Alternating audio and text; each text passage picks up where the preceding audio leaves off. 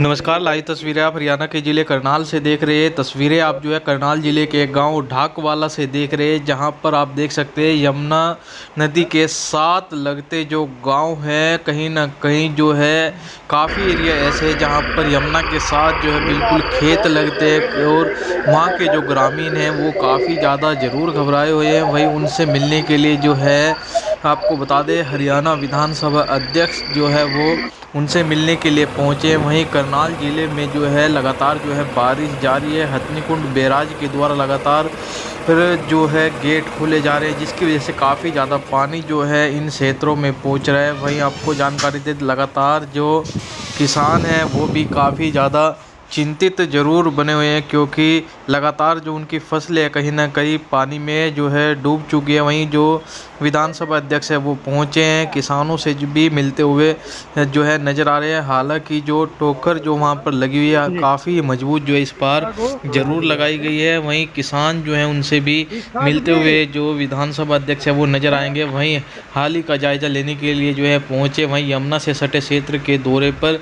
वहीं उन्होंने मौके पर मौजूद अधिकारियों के साथ स्थिति की जो है जानकारी ली और जो ज़रूरी दिशा निर्देश है वो अधिकारियों को उनके द्वारा दिए गए। वहीं जो हरविंदर कल्याण है उनके द्वारा कहा गया कि अधिकतर बारिश के चलते हरियाणा, पंजाब और दिल्ली सहित कई इलाके जो है बाढ़ जैसी स्थिति पैदा हो चुकी है, जिसकी वजह से मौसम में हो रहे बदलाव और ग्लोबल वार्मिंग की वजह से जो है ऐसा स्थिति देखने को मिल रही है। वहीं लोगों से बातचीत जो है वो भी करते हुए नज़र आ रहे हैं। तस्वीरें आप जो है हरियाणा के ज़िले करनाल से देख रहे हैं, देख सकते हैं किसानों से जो है वो भी मिलते हुए नज़र आ रहे हैं। हमारे गांव का ऐसा नहीं देखो जितने भी गाँव वाले खड़े आसपास के सारे मेन जो खड़े हैं। एक पहले तो मैं ये कहूँगा कि जो एक क्लाइमेटिक चेंज है और जो एक ग्लोबल वार्मिंग का असर पूरी दुनिया के अंदर है, वो समय समय पर दिख रहा है। कहीं पर सूखा होना, कहीं पर बारिश है तो वो बहुत अधिक होना, कहीं बादल फटना, कहीं बेमौसमी बारिश होना या लगातार इस प्रकार से भारी वर्षा होना, ये कहीं ना कहीं एक चुनौती बना हुआ है।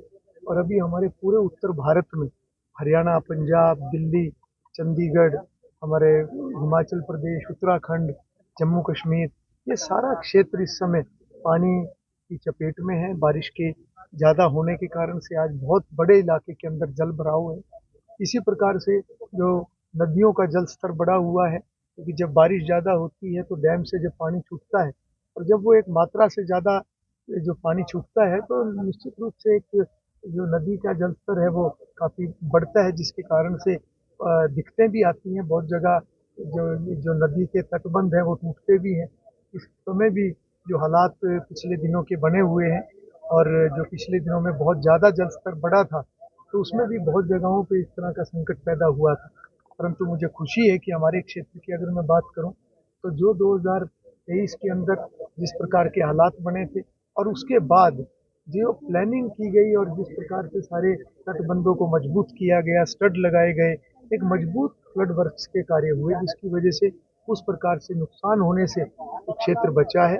और आज भी जो प्रशासन है, विभाग है, पूरे तरीके से सजग है। मैंने भी आज अधिकारियों को ये फिर से निर्देश दिए हैं, हालांकि मैं लगातार अधिकारियों के संपर्क में हूँ कि वो बिल्कुल एक विजिलेंट रहें और पूरे तरीके से सजग रहें और साथ ही साथ भविष्य के लिए भी जो कार्य योजना है उसका भी प्रारूप तैयार करें। क्योंकि जहाँ पर भी इस प्रकार का कटाव खेतों में हुआ है, जहाँ पर भी हमें लगता है कि यमुना का बहाव कभी भी बढ़ने के कारण से या यमुना के बहाव की दिशा बदलने के कारण से खतरा उत्पन्न हो सकता है, तो ग्रामीणों के साथ तालमेल करके वो अगली योजना बनाएं। क्योंकि जहाँ ग्रामीणों की तरफ से जो सुझाव आते हैं वो बहुत कारगर सिद्ध होते हैं, क्योंकि उनका एक पुराना हमारे बुजुर्गों का अनुभव है और उनको ये जानकारी होती है कि यमुना के बहाव के कारण से किस प्रकार से कहाँ दिक्कत आ सकती है। तो मैंने विभाग को निर्देश दिए हैं कि आगे के लिए भी जो भी हमने यहाँ पर फ्लड वर्क करने हैं उसकी अच्छे तरीके से तैयारी करें और समय रहते हम अपने प्रपोजल सरकार के पास भेजें। Every year, मतलब there is a effect of the flood. Is there any plan or any permanent solution? देखिए, परमानेंट सोल्यूशन की अगर हम बात करें तो उसमें एक विषय कई बार आता है यहाँ पर एक हाईवे के निर्माण का। परंतु जब पानी के बहाव की हम बात करें तो केवल हाईवे बनने से ही उसकी पूर्ति नहीं होती। वो एक बंद जरूर बनता है, पर बंद का फिर दूसरा सिरा है, रिवर की अगर प्लानिंग है, ये तो एक बहुत बड़ी प्लानिंग है जो पुराने समय में एक बार विषय चला था रिवर्स को कनेक्ट करने का, परंतु उसमें उस तरीके से कार्य उस समय में नहीं हो पाया। आज भी बहुत जगहों पे प्रधानमंत्री जी इस दिशा में कार्य कर रहे हैं, परंतु मैं समझता हूँ कि जहाँ जहाँ पर भी हम बाढ़ की रोकथाम को लेकर जो यथासंभव कदम हैं जो उठाए जा सकते हैं, जो सीमित संसाधनों के अंदर जो संभव है, वो कम से कम गंभीरता से हो, सही प्लानिंग से हो। जैसे कि हमने खुद देखा पिछले 2 वर्षों के जो भी काम इस क्षेत्र में हुए, उसका लाभ आज हमारे क्षेत्र के लोगों को मिला है। भविष्य में भी फ्लड वर्क्स की जो प्लानिंग है वो डिपार्टमेंट ठीक तरीके से करे और जितने भी क्षेत्र के लोग हैं उनसे तालमेल करके करें, उनकी सलाह मशवरे के साथ करें और सही समय पे हमारे प्रपोजल जाएं। मैं समझता हूँ कि अभी के लिए तो जो सही जो बेस्ट हो सकता है उसको सरकार Sir, करेगी। are you satisfied with the arrangements so far? बिल्कुल, मैं अगर आप सेटिस्फेक्शन की बात कहो तो मैं पूरे तरीके से सेटिस्फाइड हूँ, क्योंकि जो बेस्ट हो सकता है वो विभाग, प्रशासन और सरकार कर रही है। और क्योंकि लोग खुद इस बात को मान रहे हैं कि जो पिछले वर्षों में कार्य हुए हैं उसके कारण से जो एक बड़ा नुकसान इस साल हो सकता था वो टला है।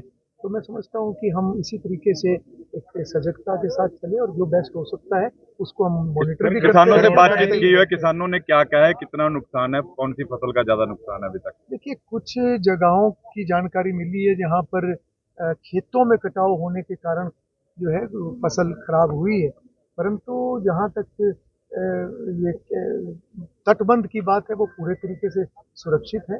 तटबंध के अंदर जो एक नदी का जो एरिया होता है उस एरिया में कुछ जगह जरूर खेतों को नुकसान हुआ है, परंतु उस प्रकार से नुकसान होने से बचाव हुआ है जो कि हो सकता था अगर ये फ्लड वर्क सही तरीके से अगर नहीं हुए होते तो बहुत बड़ा नुकसान हो सकता। Any appeal to farmers and people living along this? बिल्कुल, मैं ये अपील करूंगा कि जिस प्रकार से विभाग और प्रशासन सजगता से पूरे विजिलेंट है, इसी तरीके से हमारे किसान भाई जो साथ के गाँव में अन्य ग्रामीण हैं वो भी सजग रहें और कोई भी इस प्रकार की उनको हालात लगते हैं तो तुरंत वो भी सूचना करें। और साथ ही साथ मैं आम जन से भी अपील करूंगा कि यमुना में जब भी पानी इस तरह से आता है तो यहाँ पर पर्यटक के नाते कोई ना आए, क्योंकि कई बार सेल्फी लेने में या एक पर्यटक के भाव से जब व्यक्ति आते हैं तो उसमें बहुत सी दुर्घटनाओं के का अंदेशा भी होता है और बहुत दुर्घटनाएं हुई भी हैं। तो इस प्रकार से सब बचें, क्योंकि यहाँ पर मजदूरों को भी तैनात करने की ज़रूरत होती है जो किए हुए हैं, मशीनरी तैनात करनी होती है। तो ये जगह केवल व्यवस्थाओं के लिए रहे, आम जन पर्यटक के नाते ना आए, ये मैं पुनः अपील करता हूँ। किसान कुछ कह रहे हैं कि यूपी की तरफ कभी भी बांध नहीं टूटते, उनका जो काम होता है सर्दियों में होता है, हमारा लेट होता है, इस तरह वजह से कुछ नुकसान? नहीं, ऐसा नहीं है। पहले के समय में जरूर लेट हुआ करता था, परंतु पिछले 7-8 वर्षों से हमने ये सुनिश्चित किया है कि जैसे ही बरसात का मौसम खत्म होता है, हम फ्लड वर्क के एजेंडा पूरा बनता है, उसके ऊपर काम होता है, विभाग धरातल पे उसकी योजना बनाता है और हम खुद उसको मॉनिटरिंग करते हैं और समय पे वो एजेंडा फ्लड वर्क्स की जो कमेटी है उस बोर्ड में जाता है, उसकी स्वीकृति भी होती है, समय पे ही काम शुरू होता है। हाँ, एक आध बार ऐसा जरूर हुआ है कि एक एनवायरनमेंट के कारण से जो एक ट्राइब्यूनल है, जो ट्राइब्यूनल की गाइडलाइन के कारण से कई बार पत्थर की अवेलेबिलिटी नहीं होती, तो वो एक प्रैक्टिकल समस्याएं हैं, परंतु उसमें भी सरकार जो इमरजेंसी के काम है उसकी पिछले दिनों में भी उसकी परमिशन भी ली गई थी और काम को सुनिश्चित किया गया था कि समय पे काम हो और हम लगातार पूरे तरीके से कामों को हर स्तर पर और हर स्टेज पे मॉनिटर करते हैं। Sir, there is coming in which is airfield, and due to mining act, they cannot lift the soil. What kind of efforts are being taken by the government? बिल्कुल, ये 2 वर्ष पूर्व ये विषय आया था और सरकार ने एक पॉलिसी भी उसके बारे बनाई है और उस पॉलिसी के तहत जब भी इस प्रकार के हालात बनेंगे तो उसमें वो माइनिंग उसकी हो पाएगी या वो रेत उठाने का प्रावधान वो नियमों में डाल दिया गया है और वो 2 वर्ष पूर्व की जो स्थिति बनी थी उसके बाद ये कार्य हुआ। देखिए, हमारा जितना भी जमुना का क्षेत्र है पूरे हरियाणा प्रदेश में जब भी इस प्रकार से भारी वर्षा होती है या डैम से ज़्यादा पानी छूटता है तो उसमें यमुना का या अन्य नदियों का, टांगरी है, घग्गर है, इनका जल स्तर बढ़ने से दिक्कतें आती हैं। 2 वर्ष पूर्व भी हमने ये अनुभव हुआ था जब इंद्री साइड में जमुना का बांध टूटा था, पूरी फ्लडिंग हुई थी, हमारे गरुंडा तक भी उसका पानी आया था। और हमारे यहाँ भी 3 पॉइंट ऐसे थे जिन पॉइंट्स में थोड़ी कमज़ोरी थी, वो उस समय में बहुत मुश्किल से वो रुक पाए थे। विशेष रूप से कुंडा कला है, बलेडा है, लालूपुरा है, ये जहाँ हम खड़े हैं मुस्तफ़ाबाद, डाकवाड़ा, ये सारे पॉइंट ये बड़े क्रिटिकल पॉइंट थे। परंतु उस समय में प्रशासन और विभाग ने बड़ी सजगता से काम किया और 1 महीने की बड़ी मशक्क़त के साथ उस स्थिति को संभाला। अभी इस वर्ष फिर जो वर्षा ज़्यादा हुई है, उसकी वजह से पिछले कई दिन जो है वो जमुना का जल स्तर फिर से बढ़ा हुआ है और विभाग पूरे अलर्ट पे है, डिपार्टमेंट पूरे अलर्ट पे है। कुछ जगह खेतों में कटाव जरूर हुआ है, परंतु बांध हमारे सुरक्षित है और जितने भी हमने बाढ़ बचाव के कार्य पिछले समय में किए थे 2023 में, 2024 में, वो सभी का काफ़ी लाभ मिला है। और मैंने आज अधिकारियों को निर्देश दिए हैं कि इस वर्ष भी जहाँ जहाँ कटाव हुआ है और जिस कारण से आने वाले समय में दिक्कत जिस पॉइंट पे भी हो सकती है, उसको योजना में ले। और मैंने सभी ग्रामीणों को भी ये बोला है कि वो अपने अपने गांव के आसपास के क्षेत्र में कोई भी ऐसा पॉइंट उनको लगे जिसमें काम होना जरूरी है, तो वो भी रिपोर्ट करें, ताकि फ्लड वर्क्स के लिए जो भी हमारी रिपोर्ट बन के तैयार होगी विभाग द्वारा, जो सरकार से मंजूरी के लिए हम उसको भेजेंगे और सरकार से उसकी मंजूरी करवाएंगे। और मैं समझता हूँ कि जो एक ये ग्लोबल वार्मिंग का असर है, जो एक क्लाइमेटिक चेंज है, जो एक बेमौसमी बारिशें भी हो रही हैं या कहीं बादल फट रहे हैं या एक लंबे समय तक बारिश का होना, कई बार बिल्कुल सूखा होना, ये एक भविष्य की हमारी चुनौतियां हैं और इससे हमें सबको मिलकर इसके साथ लड़ने की ज़रूरत है। आज पंजाब के अंदर भी जिस तरीके से हालात पानी के हुए हैं, हरियाणा में भी कई ज़िलों में जल भराव है। इसी प्रकार से हिमाचल के अंदर बहुत जगहों पे लैंडस्लाइड हुई है, बहुत जगहों पर बादल फटे हैं, जम्मू कश्मीर के अंदर भी ऐसी परिस्थिति है। और परंतु एक अच्छी बात है कि सभी सरकारें भी मिलकर एक दूसरे के सहयोग की बात भी सब तरफ से आई है और ऐसी आपदाओं को मिलकर ही सब लड़ें, ये समय की ज़रूरत है।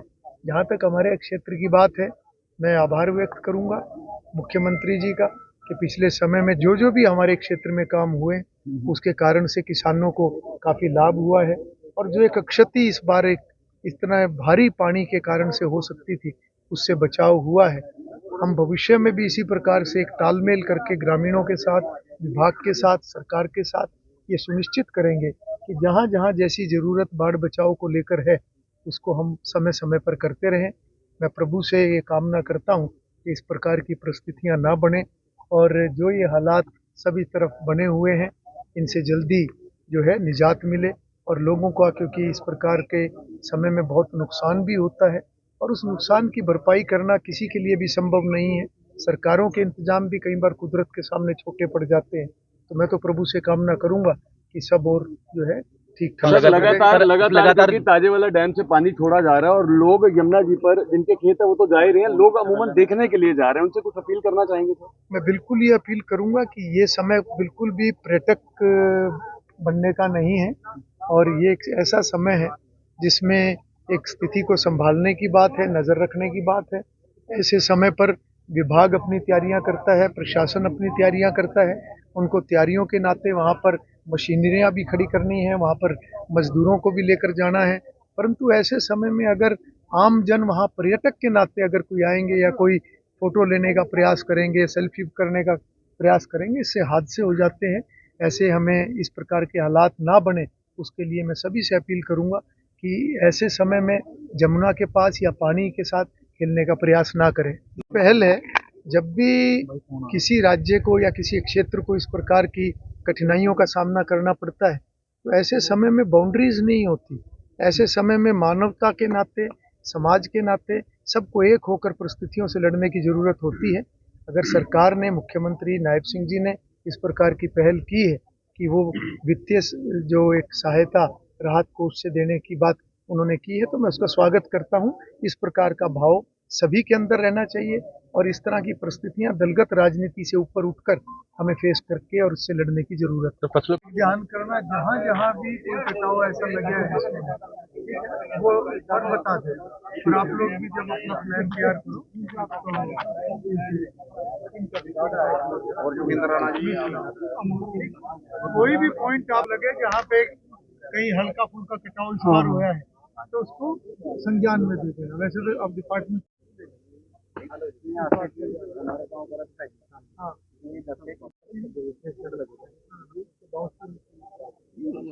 लोगों को लगे अपनी जानकारी को क्योंकि यहाँ ये काम होना चाहिए ताकि आगे दिक्कत ना आए, ताकि विभाग जब अपनी योजना बनाए उसे फाइनल करके ठीक है। और ये जब आप तैयार करो और सारे गाँव वाले दूसरे गाँव सभी गाँव में इसमें